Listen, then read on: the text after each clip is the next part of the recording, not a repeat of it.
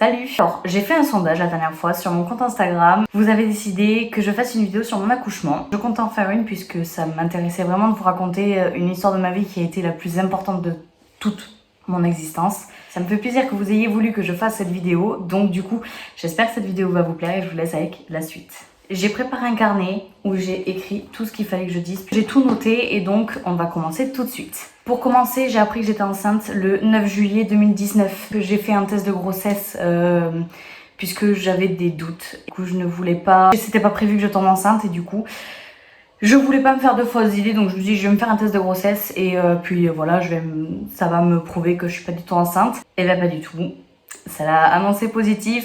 Pour être sûre que j'étais vraiment enceinte, j'ai pris rendez-vous illico avec le gynécologue.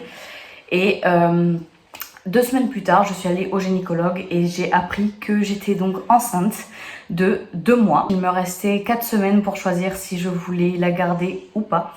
Garder le bébé ou pas. Moi dans ma tête c'était fixé, je voulais le garder mais je voulais l'avis du père bien évidemment. On a décidé de le garder. On est enchaîné les échographies et tout ça.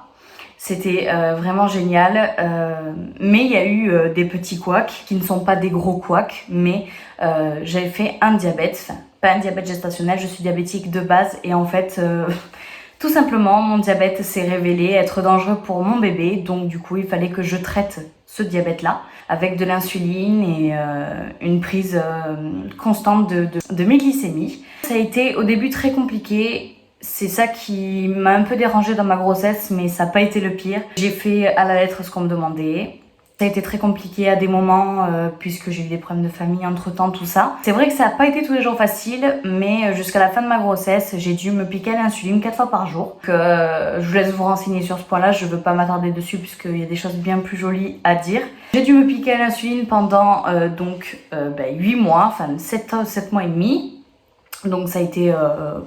voilà, tous les jours. Et au début, je me piquais au doigt pour mes glycémies. Et je me piquais à l'épaule et à la cuisse pour mes insulines. L'insuline, c'est pour réguler le sucre dans le sang. Et la glycémie, c'est pour contrôler le taux de sucre. Je vous fais un petit résumé.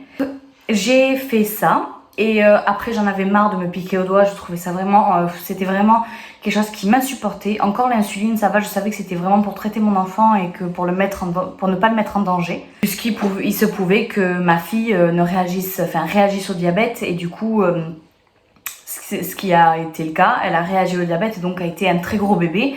Vous le saurez par la suite. C'est pour ça que je me piquais à l'insuline. Et donc, après avoir parlé à ma diabétologue... que j'en avais marre d'être piquée au doigt, ils m'ont fait poser un capteur que je changeais tous les 14 jours, 2 semaines. C'était vraiment beaucoup plus facile. Ça a été vraiment, après, c'est passé tout seul. Pendant toute ma grossesse, j'ai été suivie par mon gynécologue et donc par ma diabétologue. Mon gynécologue a été vraiment extraordinaire et vraiment, je suis très contente d'être tombée sur lui parce que c'est le gynécologue de toute ma famille, dont celui de ma mère et de ma grand-mère et de des autres femmes de ma famille. Donc je suis très contente d'avoir été suivie par lui et puis il a été très attentif à ma grossesse. Voilà.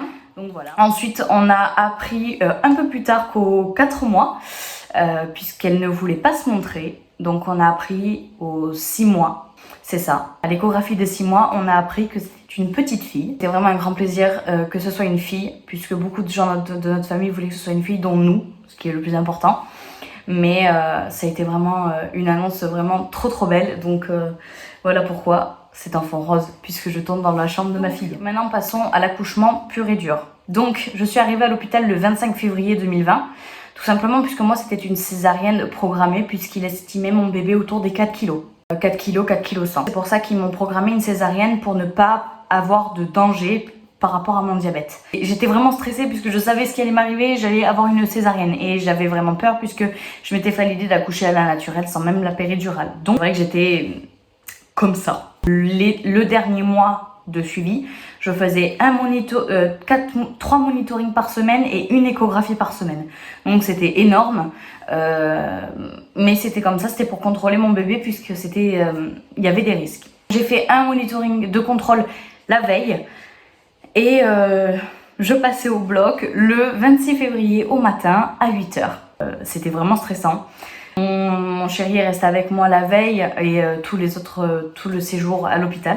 Le 26 février à 8h, le brancardier est venu me chercher et m'a amené dans la salle d'attente du bloc opératoire. Alors là j'étais paniquée, je prenais de l'homéopathie pour essayer de me calmer, ça n'a rien fait du tout, j'étais vraiment la plus grande stressée de la vie. Et pour le coup, j'étais dans la salle d'attente du bloc opératoire et là, ils sont venus me chercher pour me désinfecter, pour me mettre en condition, me mettre sur la table de bloc. Je suis rentrée dans le bloc et là, c'est un moment de ma vie qui a été très très compliqué. Je n'étais jamais passée sur le billard, comme on dit, avant cette épreuve-là. Je savais que le résultat allait être beau puisque j'allais avoir enfin ma fille avec moi. C'était très éprouvant et j'en garde encore de mauvais souvenirs, mais c'est comme ça. À 8h10, je suis rentrée dans le bloc opératoire et donc ils m'ont fait la péridurale et la rachianesthésie pour que je puisse ne rien ressentir pendant la césarienne. Je sais pas si je dis de bêtises, hein, reprenez-moi si j'en dis, mais je crois que c'est ça. Une fois la rachianesthésie faite, qui a été un peu longue puisqu'elle n'arrivait pas à trouver le point de sensibilité, donc à endormir, j'ai été allongée, tout ça, et donc c'est parti. J'ai senti quand même beaucoup de choses, on ressent beaucoup de sensations, mais même si ça peut faire mal, c'est dans la tête, ça fait mal dans la tête et c'est vraiment une épreuve, en tout cas pour moi. Je sais que d'autres l'ont beaucoup mieux vécu que moi. Chacun vit l'accouchement de son enfant différemment, c'est pour ça qu'il ne faut pas se repérer à moi. Moi je me fiais à personne au niveau de l'accouchement puisque chaque personne de ma famille, chaque personne de mon entourage a vécu l'accouchement totalement différemment de moi. Et j'en garde pas de bons souvenirs, tandis que toutes les personnes à qui j'ai parlé de l'accouchement, eux, ont gardé de très bons souvenirs. Moi, non. Je garde d'énormes souvenirs de ma fille, mais le moment de la césarienne, ça a été un des pires moments de ma vie. Mais une fois que j'ai vu ma fille, ça a été tellement différent, je n'ai plus rien ressenti. Et ça a été le plus beau moment de ma vie. Donc je suis passée du pire au meilleur en une demi-seconde. Je souhaite à tout le monde de le vivre. Voilà. À 8h46, ils m'ont montré mon bébé pour la première fois, donc ma petite Lola. Ils me l'ont montré une fois sortie tout droit de mon ventre et ils sont allés la pouponner, la nettoyer et me l'amener et m'annoncer qu'elle faisait 4,780 kg. Donc 700 grammes de plus que mon gynécologue m'avait dit. Donc c'est quand même énorme. Mon gynécologue qui donc m'a fait accoucher. Et ça a été impressionnant, donc je l'ai eu que 2-3 minutes sur moi avant qu'elle aille faire le pot à pot avec son père. C'était un des moments les plus merveilleux.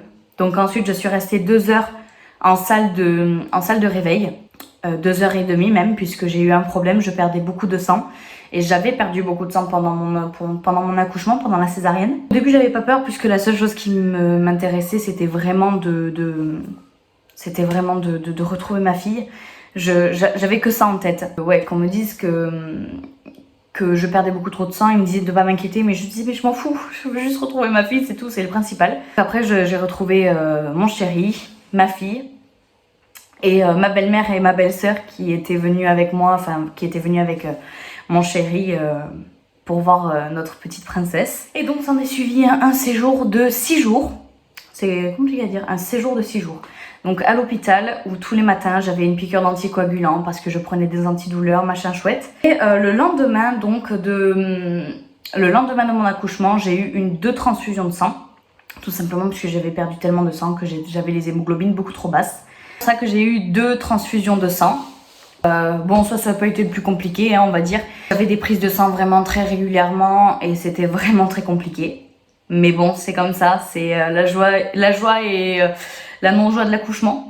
Je garde vraiment de superbes souvenirs de ce séjour parce que on a eu des belles visites, des gens sont venus nous voir et ils ont tous partagé le bonheur qu'on a vécu à l'accouchement de ma fille. Vraiment, c'est la plus belle chose qui me soit arrivée et je le souhaite à tout le monde. Là, c'est vraiment le moment de nostalgie. À chaque fois que je reparle de ça, vraiment, ça me monte au cerveau puisque j'adore ça. Quelque chose que j'ai oublié de vous préciser, pardon, que pendant ma grossesse, j'ai pris en tout 19 kilos, dont les 4,780 kg de ma fille, la poche, le liquide amniotique, tout ça. Donc en gros j'ai pas pris énormément de poids, même si ça se voit beaucoup puisque je suis petite. Et c'est vraiment, enfin vraiment je reviens donc à l'accouchement, ça a été, on a reçu plein de cadeaux, énormément de cadeaux. Donc si les personnes qui nous ont fait des cadeaux et ont été là pour nous pendant l'accouchement, regardent cette vidéo, je vous remercie du fond du cœur puisque ça nous restera gravé à vie. À aujourd'hui, la plus belle chose que j'ai au monde, c'est ma fille. Je vous conseille de vivre ça un jour puisque c'est quelque chose d'exceptionnel et que même si on ressent de la douleur et qu'on a peur, au final le résultat il est tellement beau que ça en vaut vraiment le détour. Donc voilà, donc j'ai fini de parler de mon accouchement. Si vous avez d'autres questions, n'hésitez pas à me les poser en commentaire. Moi j'ai vraiment décrit le global, comment je le ressentais et comment je l'ai vécu. Maintenant je voulais vous parler d'une petite chose, que si vous avez des projets de faire des enfants ou si vous en avez, je vous conseille de tenir un petit livre comme celui-ci. Donc celui-ci, c'est ma belle-mère qui me l'a offert. C'est donc un livre qui va tracer de la naissance jusqu'aux 3 ans de votre enfant, jusqu'à l'entrée à l'école. Et on a déjà commencé à le remplir. C'est vraiment un livre qui est à tenir et je vous le conseille si vous avez pour projet de faire un enfant. Je vous conseille de prendre ce genre de livre puisque ce sont des souvenirs que vous aurez toujours dans votre tête. Mais que même si vous le racontez, il n'y a rien de mieux pour un enfant que de lire ce genre de choses. Ça va me faire plaisir que ma fille puisse lire ce genre de livre. Et oui, petite précision par rapport à la naissance de ma fille. Donc j'ai décidé de faire la tétée de bienvenue. Et au début, j'ai voulu faire l'allaitement mixte pour que papa puisse donner, pour que mon chéri puisse donner des biberons. Et pour aussi traiter les allergies du père, pour éviter que ma fille les ait. Donc du coup elle avait un lait en poudre hypoallergénique en plus de mon sein. Je l'allaite au sein. Et donc on a totalement arrêté le lait en poudre à aujourd'hui. Et du coup elle est qu'à l'allaitement normal. Et voilà, elle s'en porte très bien. Donc elle est née à 4,780 kg et aujourd'hui elle fait 6,200 kg. Donc voilà. C'est un gros bébé. Elle n'a même pas 2 mois. Donc voilà. J'espère que cette vidéo vous a plu. Moi ça m'a fait vraiment plaisir de vous partager cette expérience avec vous. Dites-moi ce que vous en avez pensé, n'hésitez pas à liker, n'hésitez pas aussi à me suivre sur mon compte Instagram que je vous mets juste ici. Et voilà, j'espère que cette vidéo vous a plu et n'hésitez pas à vous abonner. Ciao ciao!